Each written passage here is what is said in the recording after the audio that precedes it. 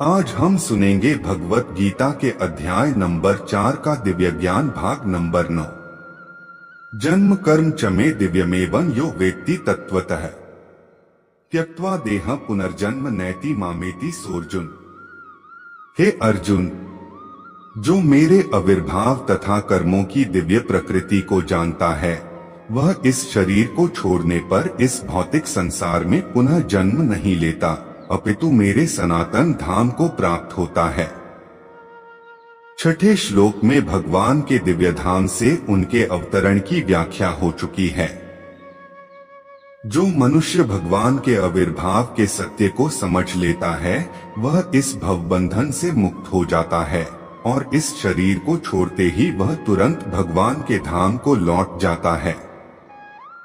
भवबंधन से जीव की ऐसी मुक्ति सरल नहीं है। निर्विशेषवादी तथा योगी जन पर्याप्त कष्ट तथा अनेकानेक जन्मों के बाद ही मुक्ति प्राप्त कर पाते हैं।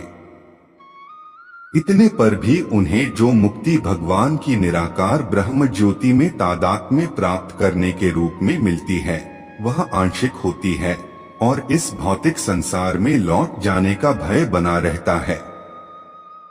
किंतु भगवान के शरीर की दिव्य प्रकृति तथा उनके कार्यकलापों को समझने मात्र से भक्त इस शरीर का अंत होने पर भगवत धाम को प्राप्त करता है और उसे इस संसार में लौट आने का भय नहीं रह सकता।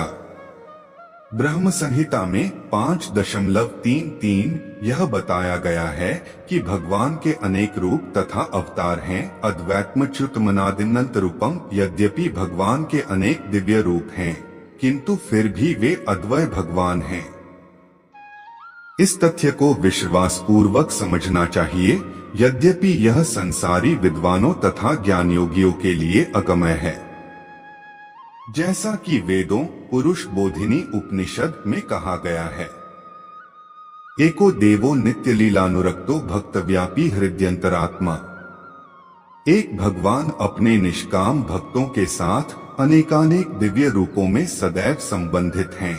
इस वेदवचन की स्वयं भगवान ने गीता के इस श्लोक में पुष्टि की है।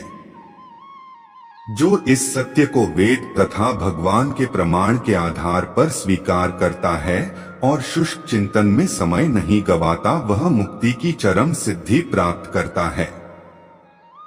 इस सत्य को श्रद्धा पूर्वक स्वीकार करने से मनुष्य निश्चित रूप से मुक्ति लाभ कर सकता है। इस प्रसंग में वैदिक वाक्य तत्वमसि लागू होता है। जो कोई भगवान कृष्ण को परब्रह्म करके जानता है या उनसे यह कहता है कि आप वही परब्रह्म श्री भगवान हैं, वह निश्चित रूप से अविलंब मुक्त हो जाता है। फलस्वरूप उसे भगवान की दिव्य संगति की प्राप्ति निश्चित हो जाती है। दूसरे शब्दों में, ऐसा श्रद्धालु भगवत भक्त सिद्धि प्राप्त करता है। इसकी पुष्टि निम्नलिखित वेदवचन से होती है। तमेव विदित्वाति मृत्युमेति नान्यः पंथा विद्यते नाय। श्री भगवान को जान लेने से ही मनुष्य जन्म तथा मृत्यु से मुक्ति की पूर्ण अवस्था प्राप्त कर सकता है। इस सिद्धि को प्राप्त करने का कोई अन्य विकल्प नहीं है। श्वेता श्रवतर उपनिषद 3.8 इसका कोई विकल्प नहीं है का अर्थ यही है कि जो श्री कृष्ण को श्री भगवान के रूप में नहीं मानता, वह अवश्य ही तमोगुणी है और मधुपात्र को केवल बाहर से चाटकर या भगवद गीता की विद्वता पूर्ण संसारी विवेचना करके मोक्ष प्राप्त नहीं कर सकता।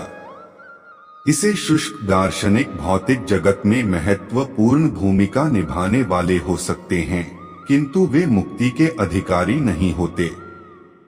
ऐसे अभिमानी संसारी विद्वानों को भगवत भक्त की अहेतुकी कृपा की प्रतीक्षा करनी पड़ती है।